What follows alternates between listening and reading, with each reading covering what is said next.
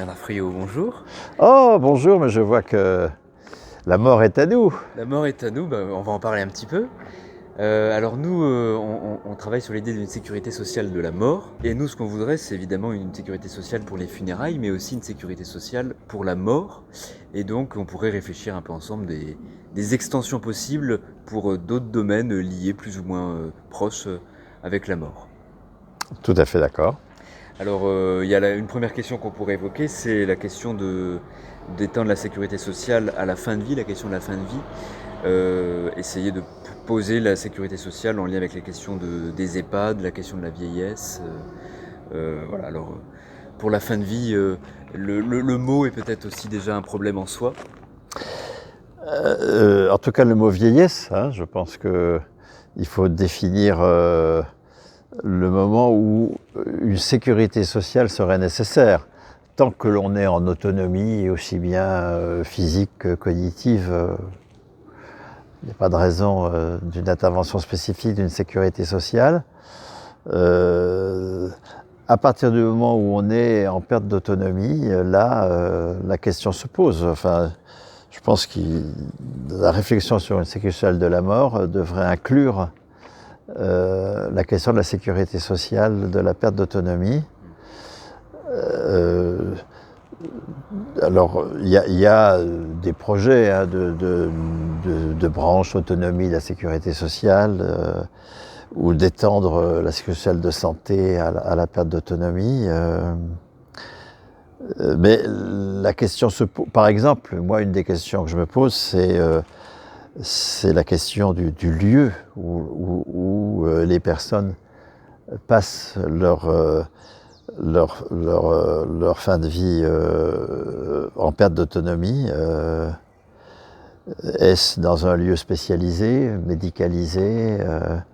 Est-ce chez eux, moyennant une hospitalisation au domicile ou des prises en charge, pas forcément médicaux, mais médicales, mais d'autres ordres au domicile?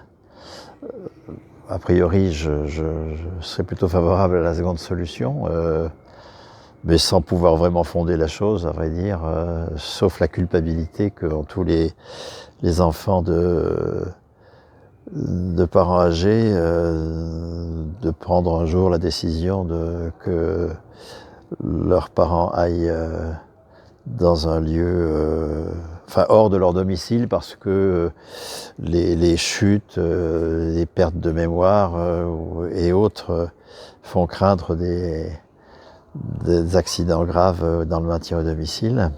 Donc pour le maintien au domicile, tu évoques aussi le fait qu'il faudrait lier ça à la question du travail domestique et que ce soit, on crée une institution qui rende ça accessible. Qui encore une fois ne concerne toutes les tâches domestiques que l'on peut confier à un professionnel, parce que le problème d'un traitement spécifique de ce qu'on appelle la fin de vie, c'est qu'on accable encore plus les personnes qui savent qu'elles sont de toute façon, qui en savent si elles ont encore les compétences cognitives pour le savoir, mais qui sont... on fait un traitement spécifique pour des gens qui savent qu'ils sont déjà à la fin. Enfin, je sais pas, c'est intuitif ce que je dis pas que c'est très raisonné et que c'est très juste, mais il me semblerait qu'il faudrait plutôt inclure ces services à la personne dans une dynamique, dans un ensemble plus large de services à la personne au domicile, qui peut concerner des parents de jeunes enfants, qui peut concerner quelqu'un qui vient d'avoir un accident du travail et qui est en repos pendant plusieurs mois, mais avec le besoin d'aides diverses et variées. Ça me paraîtrait plus... Le problème des EHPAD, c'est que, oui, on ajoute au sentiment que c'est la fin une institution spécifique de la fin, FIN, qui, a priori, ne me convient guère. Alors qu'il y a tellement de besoins en termes de sécurité sociale du travail domestique, pour sortir les femmes de l'assignation au travail domestique. Donc ça suppose évidemment que les professionnels du travail domestique soient à stricte parité des hommes et des femmes, hein, qu'il n'y ait pas assignation des femmes à ce travail qui deviendrait un travail, enfin qu'il est déjà, hein, mais sous des formes d'employeurs individuels, enfin les employeurs personnels, quoi. Hein, tout ça n'est pas bon. Hein, ou alors les nounous, enfin tout ça. Il me semble qu'il y a qu'on pourrait déspécialiser le traitement de ce qu'on appelle la fin de vie, en l'incluant dans un ensemble plus large de sécurité. Alors du coup, votre projet de sécurité sociale de la mort devient projet de sécurité sociale de la vie entière, ce qui complique un peu l'affaire. Mais pourquoi pas, hein, avoir une vision non spécifique. Parce que c'est vrai que les aides-soignants, typiquement, qui sont employés par des boîtes privées qu'il faudrait peut-être conventionner, qui s'occupent par exemple du maintien à domicile, penser un statut déjà un peu plus proche de celui-ci pour le travail domestique. Évidemment que les employés, les travailleurs qui s'occuperaient des tâches domestiques soient évidemment plus employés par les personnes directement. Ah oui, ça il faut absolument, il faut vraiment en finir avec cela, en finir également aussi avec le côté souvent peu respectueux du droit du travail et tout ça, de tous ces employeurs plus ou moins militants, associatifs.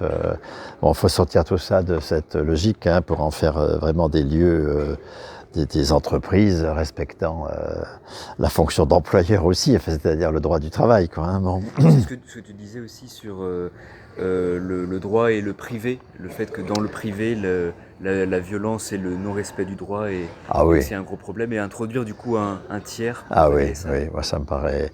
Les lieux de déni de droit sont quand même d'abord les lieux privés, hein, et tout ce qui permet d'introduire du droit dans l'espace privé est bon, hein, à coup sûr. Et puis alors, insister sur le caractère professionnel des intervenants, hein, et non pas de leurs compétences innées en tant que femmes, enfin toutes les sottises qui peuvent servir à pas payer toutes ces personnes et à pas reconnaître leurs compétences professionnelles, en articulant ça avec l'hospitalisation à domicile. Hein. L'hospitalisation à domicile qui fonctionne très bien dès lors qu'il y a assez d'argent pour la faire. Moi, j'ai eu la chance que mon père bénéficie dans ces derniers mois d'hospitalisation à domicile. C'est quand même... Enfin, je l'ai vécu beaucoup mieux que s'il était mort à l'hôpital. Enfin, et lui aussi, je pense, l'a beaucoup mieux vécu. Et donc, si on intégrait dans une même sécurité sociale du travail à domicile, ce qui concerne je sais pas quoi, moi, le travail auprès d'enfants, les travaux d'entretien, de ménage, etc., les travaux d'hospitalisation à domicile, les travaux d'accompagnement de personnes en perte d'autonomie, enfin, il me semble que ce serait intéressant pour sortir la mort de ce traitement spécifique, hein, et en même temps qu'il a nie, hein, dans lequel on est aujourd'hui. Enfin, on ne peut pas dire qu'on affronte la mort comme fait social, mais de l'inclure dans d'autres dispositifs de notre vie entière, ça pourrait être intéressant. Alors ça, c'est en supposant le domicile tel qu'il existe aujourd'hui. Il y a aussi des tas d'initiatives autour d'habitats partagés, dans lequel il y un mélange de générations, et où des personnes, disons, en perte d'autonomie pourraient être assumées par du voisinage, en incluant dans cet habitat partagé des professionnels du soin. C'est aussi certainement quelque chose d'intéressant et qui pourrait être pris en charge aussi par un dispositif de sécurité sociale, hein, dès lors que l'on cherche à à mettre en sécurité sociale toutes les productions, y compris la production de soins, hein, bien sûr. Oui. Alors, autre champ possible d'extension de la sécurité sociale de la mort, ce serait sur la question de la succession et de l'héritage et sur le notariat. Alors là, on a un problème qui est conjoint avec le groupe thématique de réseau salariat qui porte sur le logement. Oui, effectivement, c'est des réflexions sur lesquelles moi je n'ai aucune maturité. Là aussi, hein, je me débrouille avec les questions que tu me poses, mais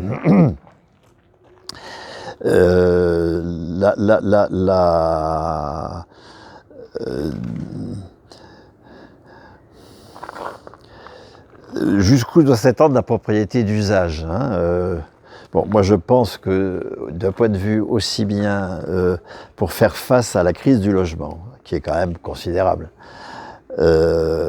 et par crise du logement, j'entends l'éviction de tout un tas de catégories précaires du logement, enfin du logement de qualité.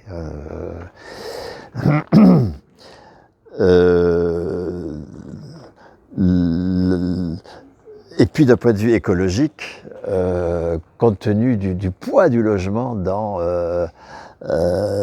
les préoccupations écologiques qui doivent devenir centrales dans nos politiques publiques, je suis, moi, sans être encore très clair dans la question, enfin, je suis de plus en plus interrogatif sur la légitimité de la résidence secondaire,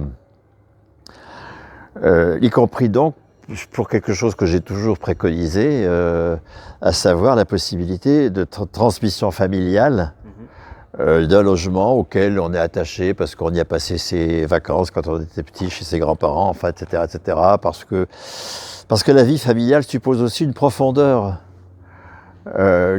historique. Moi, j'avais toujours été, mais vraiment scandalisé, lorsque, au début des années 2000, a été mise en place cette politique de destruction des habitats collectifs, hein, où on invitait en plus, alors des bars de HLM qu'on faisait sauter, en invitant leurs habitants au spectacle en plus.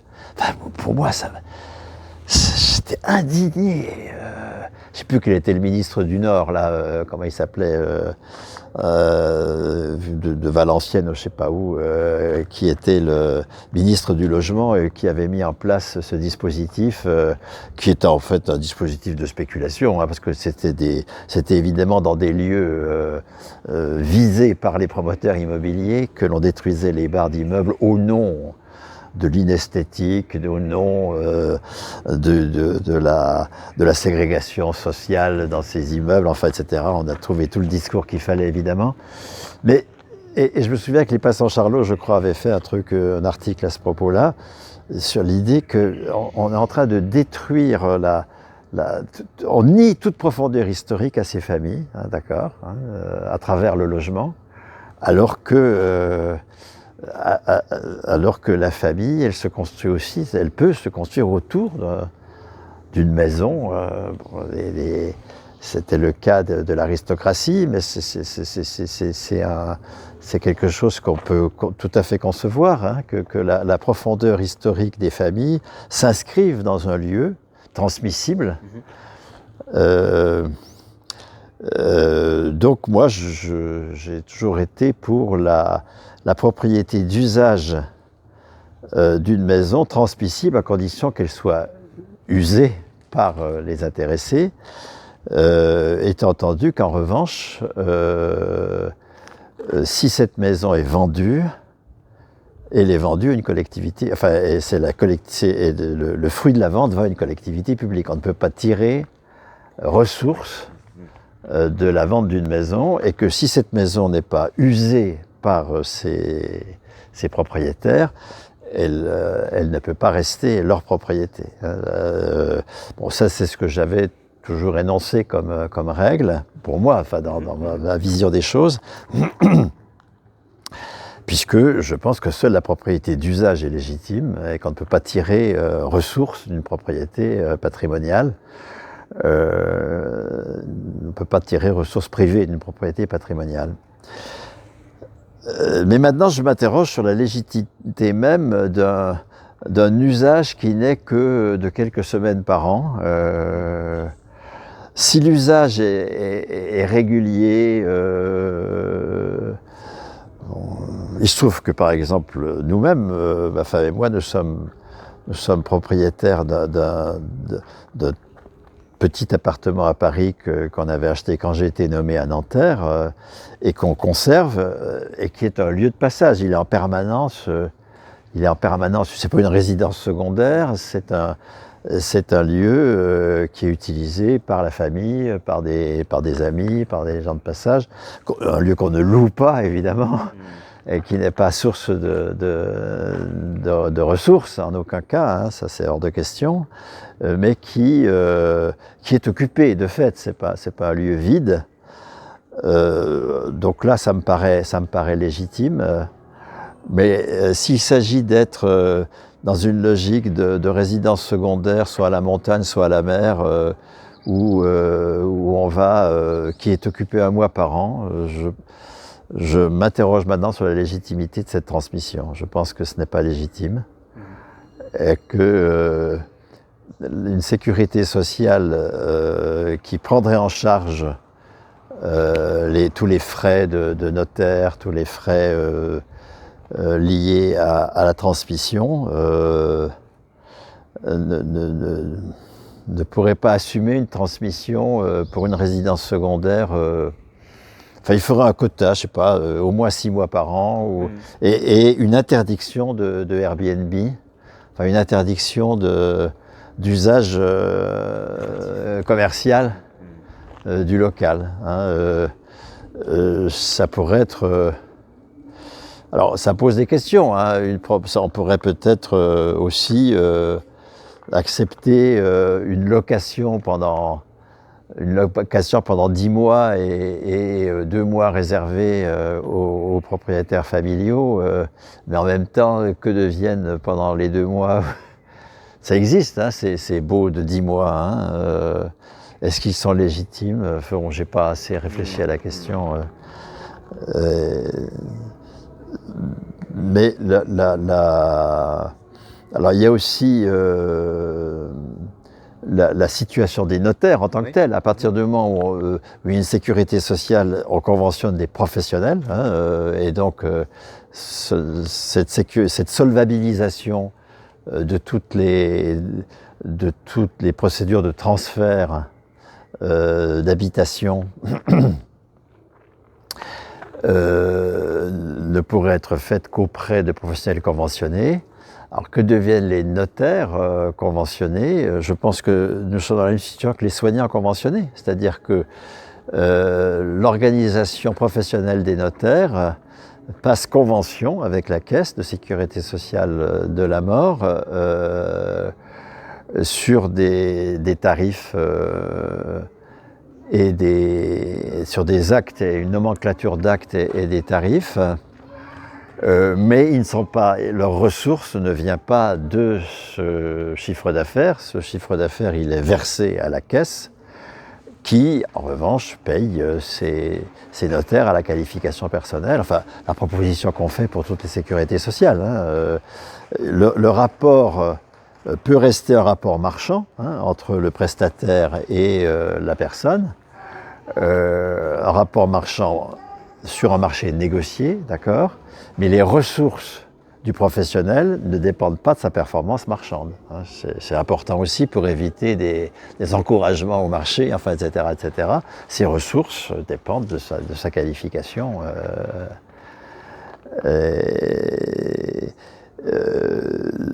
Mais l'exercice libéral reste acquis. Hein. On évite ainsi, surtout depuis la loi Macron qui autorise des non-professionnels à être propriétaires de cabinets libéraux, qui est une catastrophe totale évidemment, mais ça on le savait dès 2015, je ne sais plus quand date cette saloperie. On évite le destin de nombre de cabinets qui aujourd'hui passent dans des logiques capitalistes. Il y avait une grève des libéraux justement, et toi tu avais parlé justement de la protection de l'exercice libéral pour pas qu'ils deviennent pour pas qu'ils s'inscrivent dans des logiques de grosses entreprises où en fait c'est des énormes cabinets où il y a 50 libéraux. Et du coup, ça fait réagir les notaires. Oui, oui, c'est un truc rigolo. Je m'étais retrouvé au Matin de France Culture il y a de ça 10 ans peut-être, lorsque en riposte à... C'est peut-être au moment de la loi Macron, je ne sais plus exactement, je suppose que ce serait vraisemblablement là, c'était en septembre-octobre, autant que je me souvienne. Des libéraux, aussi bien justice, architecture, notariat, enfin, etc., s'étaient mis en grève au nom de l'exercice libéral. Et j'étais invité avec Le Boucher, qui était un ancien du Monde, qui était à Slate, et contre Le Boucher qui s'en prenait aux libéraux. C'est assez classique à dire que c'est à cause des libéraux que ça marche pas, de leur appétit de gain, je ne sais pas quoi. J'avais défendu au contraire l'exercice libéral très menacé par la logique capitaliste. Et qu'il est par exemple en matière des cliniques. Hein. Les cliniques étaient des cliniques ou des cabinets de radiologie, des cabinets de biologie, etc. sont devenus des entreprises capitalistes absolument scandaleuses, alors que c'était au départ des libéraux qui en étaient propriétaires et qui... Enfin, certes, on aurait... Enfin, je suis pour la suppression du secteur 2, je suis pour... etc. Je suis pour une hospitalisation publique autant que possible, etc. etc. Hein, bien sûr, hein, je ne défends pas le dispositif des cliniques privées dès lors que l'on peut mettre en place un système hospitalier public. Mais j'avais donc défendu cet exercice libéral dont je pressentais qu'il allait être englouti par une logique capitaliste. Et à mon retour, j'étais sur France Bleu Lorraine, parce que je ne m'étais pas déplacé à Paris bien sûr, mais j'étais dans les locaux des studios de Radio France à Nancy. À mon retour chez moi, vers 9h15, 9h30, je reçois le coup de fil du responsable d'une association européenne de notaires, qui est lui-même notaire à Toulouse, et qui me dit, écoutez monsieur, c'est ce que je dis, merci de ce que vous avez dit, merci beaucoup, et ce que je dis toujours à mes collègues, il n'y a que les communistes qui nous comprennent. Parce que j'avais fait soit l'animateur, soit moi-même, j'avais été amené à dire que j'étais communiste. Oui. Mais c'est vrai que la mise en sécurité sociale permet d'affirmer un exercice indépendant. Hein, de même que je trouve intéressant que, par exemple, significatif, on va dire, plus qu'intéressant, je trouve très significatif qu'aujourd'hui, des praticiens hospitaliers, donc salariés de l'hôpital, qui n'en peuvent plus de l'encadrement de leur travail par les gestionnaires. Ils ne peuvent plus, ils ne supportent plus les protocoles, ils en ont marre. Et puis des professionnels des EHPAD qui sont aussi salariés comme infirmiers, etc., dans les EHPAD qui n'en peuvent plus non plus de maltraiter, redeviennent ou deviennent libéraux. Trouvent, parce que les déserts médicaux sont tels que maintenant les mairies, les municipalités, les communautés de communes créent des maisons de santé et en étant les propriétaires patrimoniales des murs, hein, voire de l'outil. L'outil et les murs sont la propriété patrimoniale de la collectivité publique, ce qui dispense les professionnels de s'emmerder avec les questions de la propriété patrimoniale, qui sont quand même souvent plus emmerdantes qu'autre chose, et qu'est-ce qu'ils font? Ils récupèrent évidemment tous les actes de l'assurance maladie qu'ils posent les uns à les autres et ils les transforment en salaire, souvent un salaire unique pour tous. Et j'ai trouvé des professionnels extrêmement heureux, hein, par un exercice libéral. Hein. Un exercice libéral, salarié, ça ne veut pas dire avec un contrat de travail avec un employeur. C'est titulaire d'un salaire, c'est ça, salarié. Moi, je suis salarié comme retraité. ils sont titulaires du salaire qu'ils construisent entre eux. Ils n'ont pas besoin de passer par une société de portage salarial qui leur pique en plus 6 à 10% de leurs gains au passage, ou une coopérative d'activité et d'emploi. Non, ils s'organisent eux-mêmes pour... je trouve que c'est des situations tout à fait intéressantes et là on est dans la sécurité sociale du soin, hein, mais il y a forcément des interfaces entre la sécurité sociale du soin et la sécurité sociale de la mort, évidemment. Et ça pose la question de la liberté, qui est une valeur un peu cardinale aujourd'hui. On est libre dans toutes les situations de faire un peu ce qu'on veut. On est libre de choisir son opérateur funéraire, on est libre de choisir sa pompe funèbre. Là, les médecins sont libres de faire leur travail comme ils veulent, mais une vraie liberté, c'est une liberté aussi qui est décidée collectivement. Et la sécurité sociale, en fait, elle rend la liberté aux gens. La vraie liberté, c'est parce que la liberté de choisir son organisme de pompe funèbre, elle est quand même très très limitée. Ouais. Hein, et puis la liberté de choisir le contenu, elle est nulle, enfin, etc. On se fait imposer. Et pour les professionnels aussi eux-mêmes, ça leur rend la liberté d'avoir le contrôle sur leur travail. Bien sûr, parce qu'on ne va conventionner que des organismes qui sont la propriété de leurs intervenants, propriété d'usage de ceux qui interviennent, dans lequel il y a délibération collective, etc. Et bien sûr qu'il s'agit d'introduire des dispositifs de délibération à l'échelle territoriale adéquate, pour aussi bien ces habitats partagés s'il y a, ces maintiens au domicile s'il y a maintien au domicile, ces dispositifs de gestion avec les notaires des transmissions, tout ça peut être considérablement démocratisé grâce à une mise en sécurité sociale, bien sûr, évidemment. Aussi les psychologues qu'il faudrait peut-être mettre au cœur de la question pour la mort. Aujourd'hui, pour par exemple la question du deuil, c'est beaucoup passé par le médecin pour répondre à cette question. Quand on est en deuil, on a des fois des petits congés qui permettent d'aller aux obsèques, d'aller aux enterrements, mais ça dure 2-3 jours. On n'a pas vraiment de congé deuil où on peut prendre du temps quand on veut. On est obligé de passer par un médecin qui va du coup nous arrêter pour dépression, alors qu'on n'est pas dépressif, on est juste en deuil, ce qui n'est pas une maladie. Il existe des psys conventionnés dans les hôpitaux, mais c'est en voie de disparition. Et relancer aussi le conventionnement par les psys pour que les psys puissent s'occuper de discuter avec le malade et que ensemble la décision de prendre un congé deuil soit possible. Ah, c'est clair hein, pour le moment, l'outil médical est un peu le seul à disposition en termes de sécurité sociale pour faire face à des situations de deuil. Qu'il faut évidemment arrêter de médicaliser des dispositifs, des situations qui n'ont pas à l'être, et les assumer effectivement par des professionnels de la psychologie et qui doivent être conventionnés, bien sûr. Ça, c'est tout le conflit autour du conventionnement des psychologues.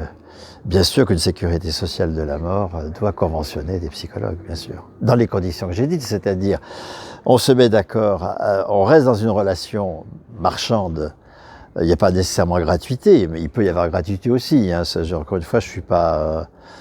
je pense qu'il faut mêler à gratuité et marché négocié. Marché solvabilisé, hein, gratuité et marché solvabilisé. Donc c'est un marché qui est solvabilisé de toute façon. Ceux qui y ont recours, ma foi, le coût est assumé par la sécurité sociale. Les actes, il y a une nomenclature et un prix d'acte, négocié entre la sécurité sociale en question et les professionnels. Et les professionnels, eux, ne sont pas payés à l'acte, hein, ils sont payés à la qualification personnelle, évidemment. Et le fruit des actes retourne à la caisse. Eh ben on a du boulot hein, pour une vraie sécurité sociale de la mort. C'est du pain sur la planche. Absolument, oui.